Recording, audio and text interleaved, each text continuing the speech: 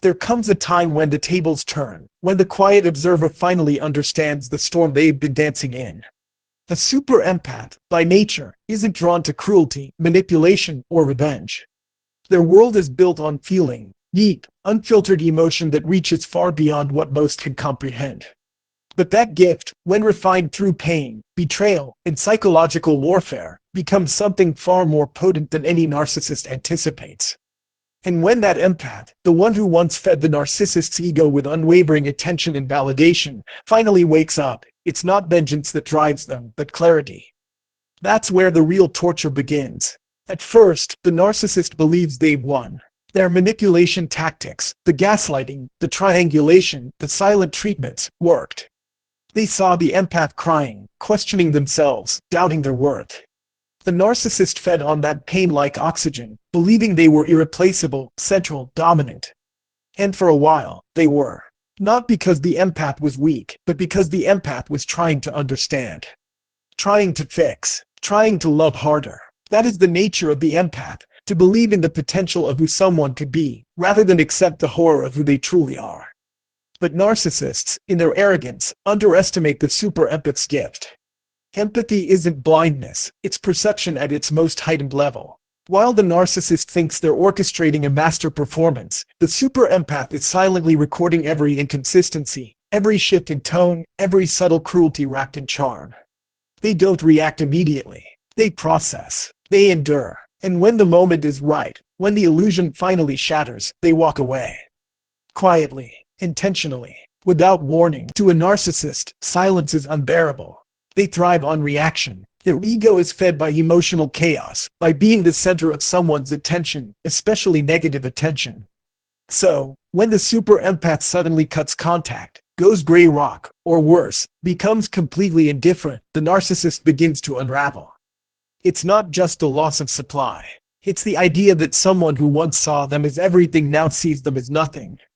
The mirror that once reflected their fantasy now shows only truth, and the truth is empty, broken, and deeply unwanted.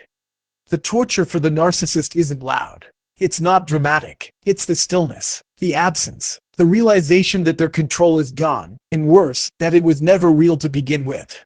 The super empath, once awakened, becomes immune to their games. They no longer fall for the apologies, the love bombing, the future faking. They see the narcissist for what they are. A hollow echo of someone pretending to be whole.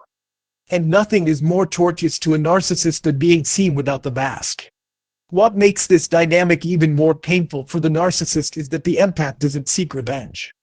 They don't post online rants, don't beg for closure, don't scream or cry at their feet. That lack of reaction is humiliating. It strips the narcissist of the role they've cast themselves in, the powerful, irreplaceable one. Instead, they're left watching someone they once believed they broke flourish without them. The empath heals. They grow. They glow. They connect with others in authentic ways that the narcissist can never replicate. And in that contrast, the narcissist sees their own limits. Their inability to bond, to feel, to truly connect, mirrored back at them by the one person who once gave them everything. Sometimes, the empath does re-engage, not out of love, but strategy. They drop breadcrumbs, a post that subtly hints at happiness, a casual message that offers nothing more than surface-level politeness. They know the narcissist is watching. They know the narcissist is reading between the lines, searching for signs of longing, regret, weakness. But there are none. The empath has leveled up, emotionally and spiritually.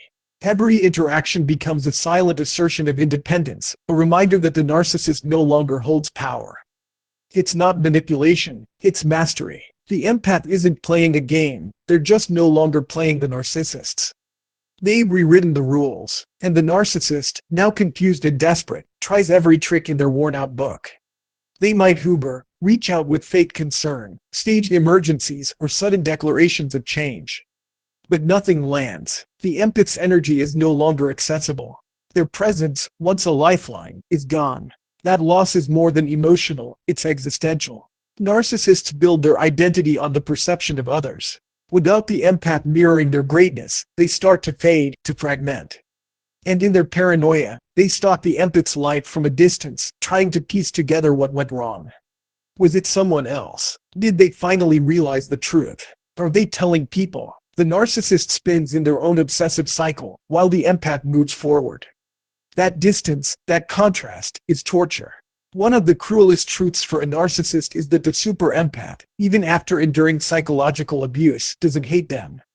They don't carry bitterness. They carry wisdom. And in that emotional maturity lies the ultimate torment. The narcissist knows they'll never be on that level.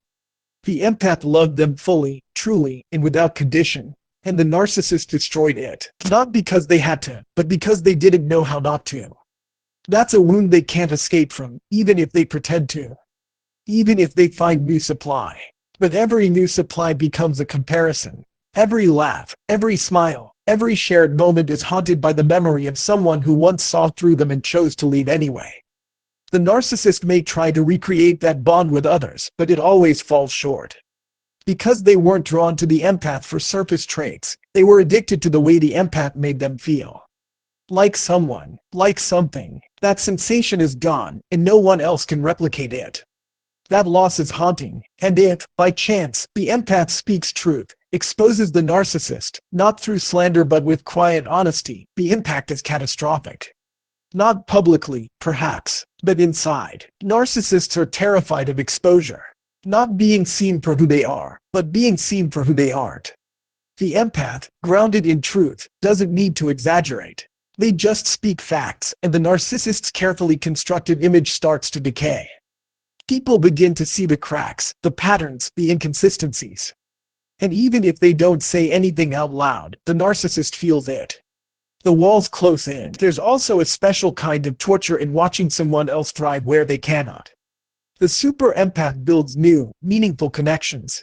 They learn boundaries. They attract better partners, healthier dynamics, and fulfilling friendships.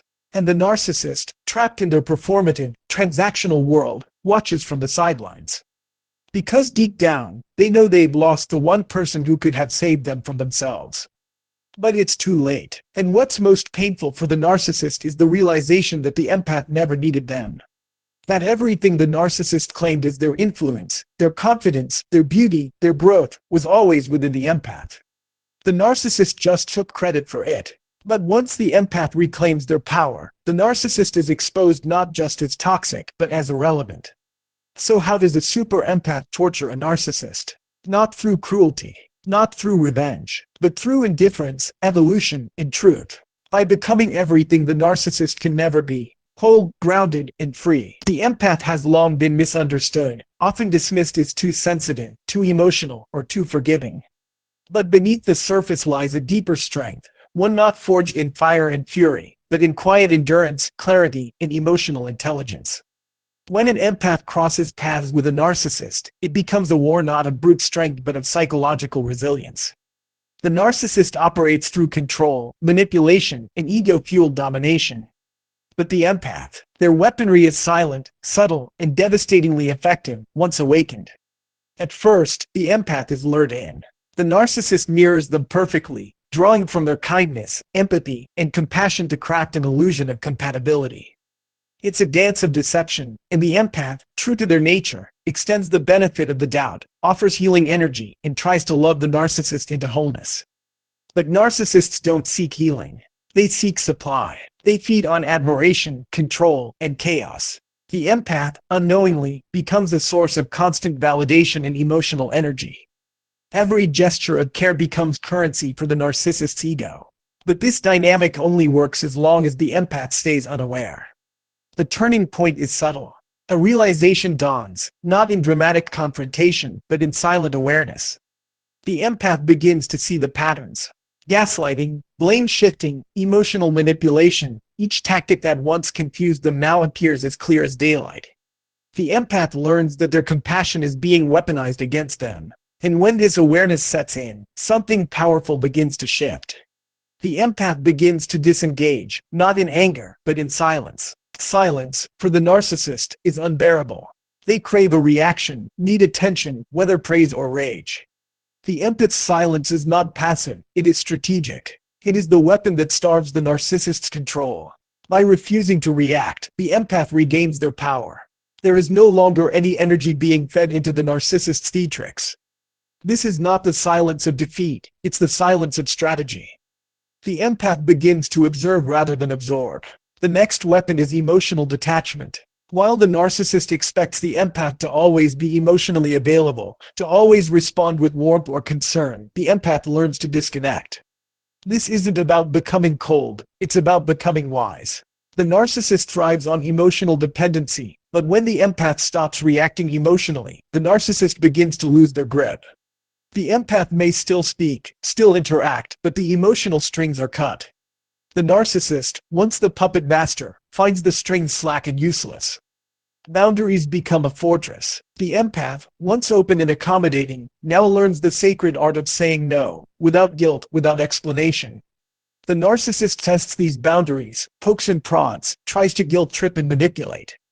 But the empath holds steady. A narcissist cannot stand limits, especially from someone they believe they controlled. Every reinforced boundary is a silent declaration of independence, a chisel carving away the narcissist's illusion of power. Then comes the ultimate psychological move, indifference. Not hatred, not vengeance, but sheer, unwavering indifference. The narcissist thrives on significance. Whether loved or hated, they want to matter. But when the empath looks at them and sees nothing, no emotional response, no admiration, no anger, it devastates the narcissist. The narcissist cannot exist in a space where they do not matter. Indifference is the vacuum in which their ego suffocates. The empath also begins to heal. Quietly, patiently, deliberately. They turn inward, rediscover who they were before the manipulation. They surround themselves with authenticity, seek therapy or spiritual grounding, and reclaim their inner voice. As the empath becomes whole again, the narcissist's tactics lose their edge. There's no longer a wound to exploit, no insecurity to manipulate. The empath's growth becomes the narcissist's relevance. What confuses the narcissist most is that the empath does not strike back with cruelty. There is no shouting match, no revenge plot, no dramatic exit designed to hurt. The empath simply withdraws their energy. They stop feeding the dynamic. The narcissist is left shouting into a void, trying to provoke, confuse, or re-engage. But nothing comes back. The narcissist's power is not taken, it is rendered useless. This form of revenge doesn't look like revenge at all. It looks like peace. It looks like freedom. But for the narcissist, it is the deepest cut. The empath who once mirrored love now mirrors nothing. The narcissist sees a reflection of their own emptiness, and it haunts them. They may seek new supply, try to replace the empath, even come back to Hoover with false promises and charm. But the empath, once awakened, cannot be recaptured. The spell is broken. The game is over. The beauty of the empath's revenge is that it doesn't violate their nature. It doesn't turn them into what they hate. It doesn't strip them of their compassion, it refines it. The empath learns to wield compassion wisely, no longer giving it to those who weaponize it. They learn that love without boundaries isn't noble, it's dangerous.